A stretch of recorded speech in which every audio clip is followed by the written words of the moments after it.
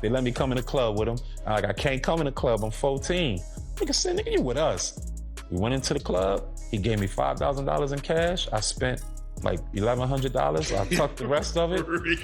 I had sex at their house with beautiful strippers, and I did. I'm not lying. Facts. Dived in a pool. Ex Blue Da Vinci. Dived in a pool. All types of fun. And I looked around. It's about a couple days now. I looked around. I was like, oh, I know what they on. I got to go. Right. So I was a party favor. What does that mean? I was a party favor. I was somebody you could take off the table. So you're telling me they set children on a table. Like when you go to a birthday party and they have gift bags for everybody that comes that have candy and toys in them. Yep. And they set them on the table. So you're telling me at the freak off parties, they put children on the table instead of gift bags. And then people can do what? Take you off the table and have you, even though it's against the rules to do. Imagine being just 14 years old, walking down the street with nothing but a few dollars in your pocket and a homemade CD in your hand. Suddenly, a world of luxury opens up, Lamborghinis, Ferraris, and cash being thrown at you like it's nothing.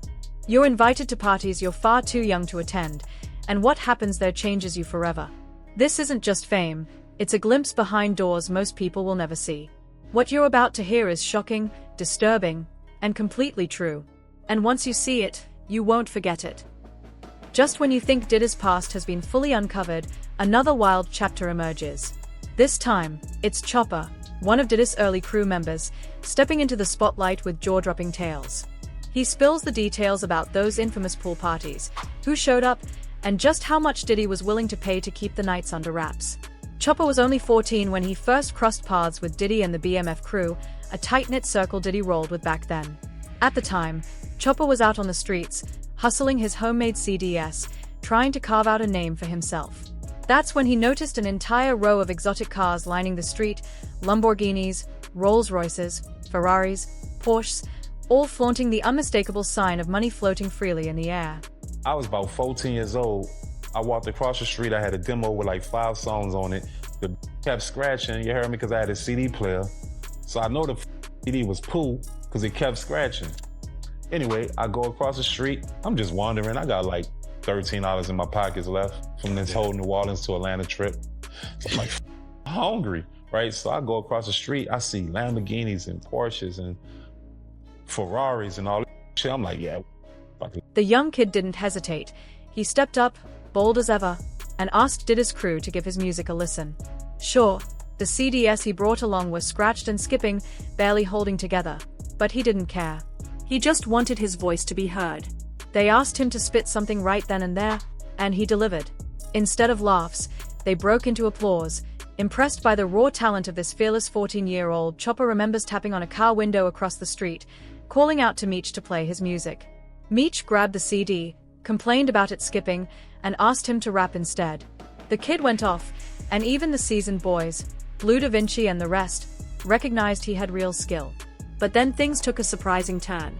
Chopper says they handed him $5,000 in cash and invited him to a pool party, promising it would be good for his career. What he didn't know was that this wasn't any ordinary gathering. It was a full-blown Diddy extravaganza. He tried to back out, reminding them he was just 14, but the adults pushed, insisting it was all industry fun. Before he knew it, he was in the middle of an intense grown-up scene that would leave a lasting mark on his life, something he later admitted he wished he could rewind and handle differently later. Chopper ended up connecting with Blue Da Vinci while forming a band. But that first night stuck with him. Sneaking into the club at 14, clutching $5,000 cash, and tucking the rest away, an unforgettable mix of childhood ambition colliding with the adult world of music and fame.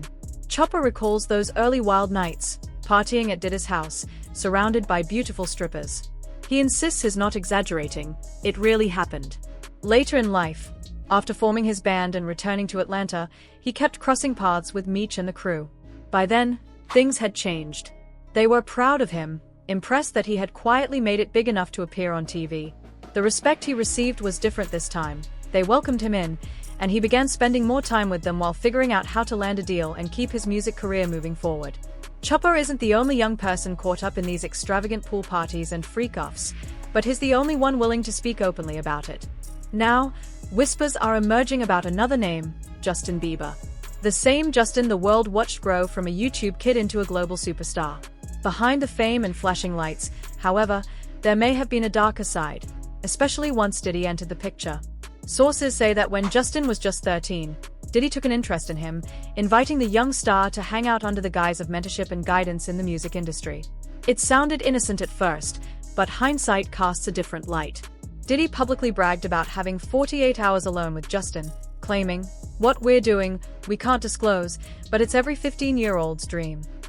Imagine it, Justin, just a kid, spending 2 days with Diddy and a small circle of friends, living out what seemed like a dream scenario. Fun, hanging out, living the high life. But behind the scenes, there was secrecy, control, and adult oversight that raises questions now. Even though the details were framed as mentorship, looking back, the whole setup feels much more complicated and concerning. Usher's story adds another layer to this tangled history.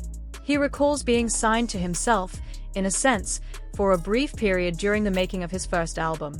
Legally, he didn't have guardianship of Usher, but for those pivotal 48 hours, he was effectively in charge, taking him through the process and, in his words, going full crazy. At the time, it sounded harmless and boastful, but with everything surrounding Diddy now, his legal troubles, the freak-off stories, that same line reads very differently. What once sounded like mentorship now feels like a man comfortable enough to say too much, unchecked by anyone around him. This isn't just speculation. Old interviews and footage reveal the same nervous body language from Justin Bieber, tight shoulders, hesitant smiles, the kind of unease a kid shows when something feels off. And Usher? He was part of this world before Justin ever stepped in. Just 13, he stayed with Diddy in New York at what was called Puffy Boot Camp. At the time, it seemed like a fun, high-energy experience, but looking back, he admits it was curious, and at times, unsettling. Usher explained, he lived with Sean Puffy Combs for a year, sent there under L.A. Reid's idea for something called Puffy Flavor Camp, ostensibly to learn flavor. But being in Puff Daddy's home, surrounded by non-stop parties, people, and adult energy, he got a first-hand glimpse of things a child shouldn't have witnessed. Reflecting now, he said something that made everyone pause. He wouldn't let his own kids go through what he experienced at Puffy Camp. It's a chilling thought. Would you ever send your child to Puffy Camp? For those who know the full stories, it's not an easy question to answer. Hell no. That one line said it all without spelling everything out. Why bring up camp at all unless what went on behind those doors wasn't meant for kids? The way people have pieced it together, a clear pattern emerges, the same kind of environment, over the years, just with different faces. And here's the kicker, it was Usher who allegedly introduced Justin Bieber to Diddy. When Usher first met Justin, he was just a kid, not yet the global superstar the world would know. Justin wanted to sing, so Usher suggested a proper meeting with Justin's manager, wanting to handle it the right way instead of doing an impromptu studio session. They arranged an audition, with a small group present, Usher's wife at the time, Perry Reid, L.A. Reid's first wife, and a few others. Usher even showed Perry the audition video. Her reaction? Are you crazy? But despite knowing what had happened to him at 13 during Puffy Camp, Usher handed Justin over to Diddy. That's the part that has people shaking their heads. Why pass a 13-year-old into the same circle where the lines between mentorship and adult behavior were blurred? Online, many called it a betrayal. Usher should have been protecting Justin, not placing him in the same environment he once endured. And what happened next? Bieber skyrocketed to fame, global tours, non-stop cameras, and relentless attention. But with the fame came turbulence, substance struggles, mental health battles, wild antics, rehab stints, and emotional breakdowns. Many in the streets believe it wasn't just the pressure of fame. It was a young teen trying to cope with something far darker, seated the moment he walked into those rooms he shouldn't have been in, and looking back, this isn't even surprising. Diddy's pattern of behavior, the mentorship circles, and the way young stars were exposed all point to the same troubling story, just with different players over the years. Even Diddy's former assistant has begun speaking out, shedding light on the same disturbing patterns. He paints a picture of chaos at those infamous freak-off parties, drugs everywhere, locked rooms, security stationed at every door, and phones confiscated before entry. Deshaun Diddy Combs shared in a recent interview that requests for lights, alcohol, marijuana, ketamine, and Molly was so frequent, it became a regular part of the scene. Beneath the luxury and excess, the same unsettling pattern emerged. Young faces surrounded by powerful men, with an unspoken rule of silence. Imagine a 13-year-old Justin Bieber stepping into that world, innocent, baby-faced, and surrounded by sharks masquerading as mentors. It's no wonder the trajectory of his career shifted afterward. Bieber began pulling away from Diddy, from Usher, even from Scooter Braun, the man who discovered him. He unfollowed them all, wiped his social media clean, and went quiet. A clear message. He was cutting ties with those who had stood by while troubling events unfolded. What seems like a small act, unfollowing his former manager on Instagram, was significant, especially in the celebrity world. Shortly after, Scooter Braun deactivated his entire Instagram account. Then came Bieber's emotional 2020 interview, tears streaming as he spoke about betrayal, people telling him they loved him, only to turn on him later. At the time, many didn't dig deeper, but in retrospect, it reads as someone finally speaking from trauma, revealing the hidden costs of stepping into a world that was far from the mentorship it promised. Justin spoke about the confusion and isolation of being young in the industry, how everyone told him they loved him, only to turn their backs the moment things got tough. He even mentioned wanting to protect Billie Eilish from the same traps, and the way he said it didn't sound like casual advice, it felt like a warning. Justin isn't the only one still healing. Ally Carter has been one of the loudest voices calling out Diddy and the infamous freak-off parties, long before lawsuits made headlines. For years, people dismissed her, calling her delusional or chasing attention. Now, with more stories surfacing, her account is gaining credibility. Ally claims she was treated as a literal party favor at Diddy's events while underage. "I was a party favor," she explained. "That meant children were set on tables, like gift bags at a birthday party. But instead of candy, they were offered up for exploitation. What followed," she said, "would scar a grown adult, let alone a teenager." She described being drugged, manipulated, and emotionally broken. Her voice carries the weight of someone whose innocence was stolen and never returned. If even half of what Ally describes is true, these freak-off parties weren't just wild adult gatherings, they were deliberately destructive, targeting young people with dreams and twisting them into silence. The pattern is haunting. Chopper at 14, Usher at 13, Bieber barely 15, all drawn into the same circle, in the same kinds of rooms, around the same figure. It's a cycle that seems to repeat, leaving a trail of trauma behind. And now that the truth is, people are finally beginning to ask the hard questions. Just when you think Diddy's past has been fully uncovered, another wild chapter emerges. Chopper, one of Diddy's early crew members, stepped forward with jaw-dropping tales about the infamous pool parties, who showed up and just how much Diddy paid to keep the nights quiet. Chopper was only 14 when he first crossed paths with Diddy and the BMF crew. At the time, he was hustling his homemade CDS on the streets, trying to make a name for himself, when he noticed a lineup of exotic cars parked across the street, Lamborghinis, Rolls-Royces, Ferraris, Porsches, all flaunting the unmistakable sign of wealth. Undeterred, he boldly approached Diddy's crew and asked them to check out his music. Despite the scratched-up, barely playable CDS, he delivered a spontaneous rap that impressed everyone, even seasoned figures like Blue Da Vinci. Soon after, Chopper claims they slid him $5,000 to attend a pool party, promising it would be good for his career. He tried to back out, reminding them he was only 14. But the adults insisted it was just industry fun. Before he knew it, he was thrust into a chaotic adult scene that would leave a lasting mark on his life, a moment he admits he wishes he could rewind.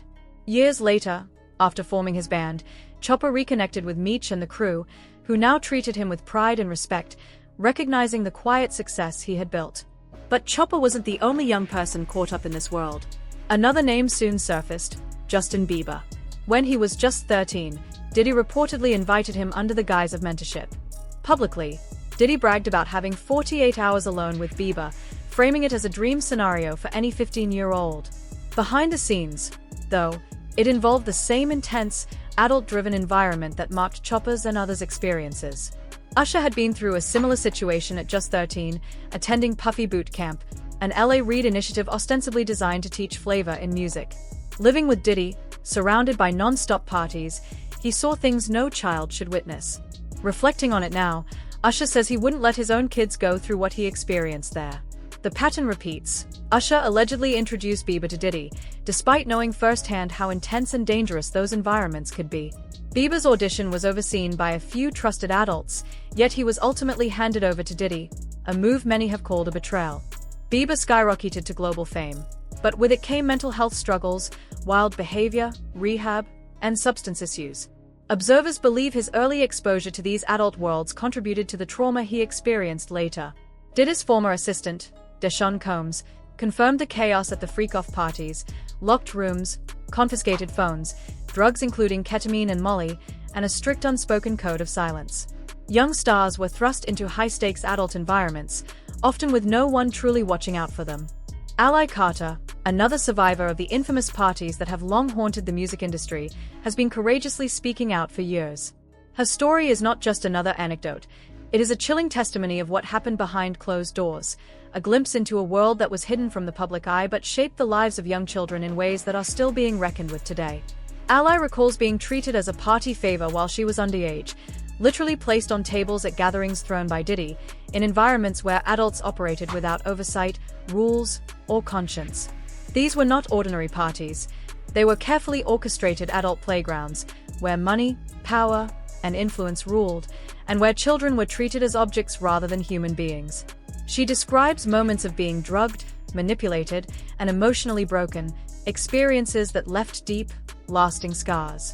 Her voice, powerful and unwavering, carries the weight of someone whose innocence was stolen and never returned, a stark reminder of the vulnerability of youth in the face of unchecked adult authority.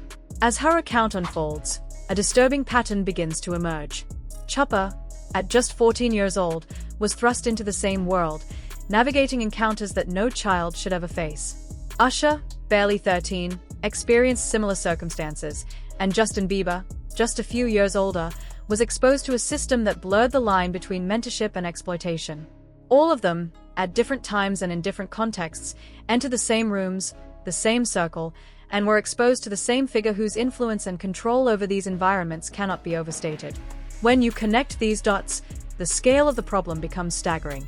This was not a series of isolated incidents but a recurring cycle that seems to have targeted young, ambitious children who are seeking a path into the music industry.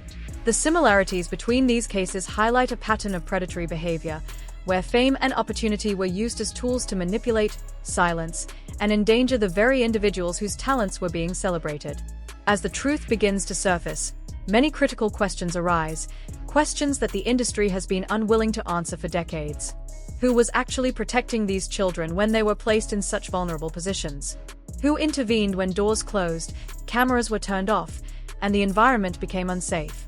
The absence of oversight and accountability is a damning testament to the failures of the very people and systems that were supposed to safeguard these young stars. If those in power, agents, managers, industry veterans, stayed silent while these events unfolded, their inaction becomes a part of the story itself, a dark stain on an industry that often prioritizes profit and image over human well-being. Ally's courage in speaking out cannot be overstated. She has refused to let her experiences be silenced, choosing instead to bring light to a system that thrived on secrecy and exploitation. Her testimony is both a warning and a call to action, reminding us that behind the glamour and wealth of celebrity, there can exist spaces where children are endangered, where boundaries are ignored, and where the adults who hold the power are sometimes the ones who fail the most. Her story intersects with those of other young individuals, like Chopper, Usher, and Bieber, revealing a pattern that cannot be dismissed as coincidence. It is a narrative of manipulation, control, and the exploitation of ambition, framed within the context of a music industry that promised dreams but delivered trauma to those who were most vulnerable. Ultimately, Ally Carter's story, and the stories of countless others who have been affected, forces a reckoning. It challenges the industry and society to consider who is accountable when the pursuit of fame and fortune comes at the expense of children's safety and innocence. Her experiences are a testament to resilience, a reminder of the power of speaking out, and a call to ensure that such cycles of abuse are not repeated. The chilling cycle she exposes serves as a haunting reminder that while some children went on to fame and success, their journeys were shaped by environments that were dangerous, manipulative, and morally corrupt. As more survivors share their stories, the hope is that transparency, accountability, and systemic change can prevent such tragedies in the future.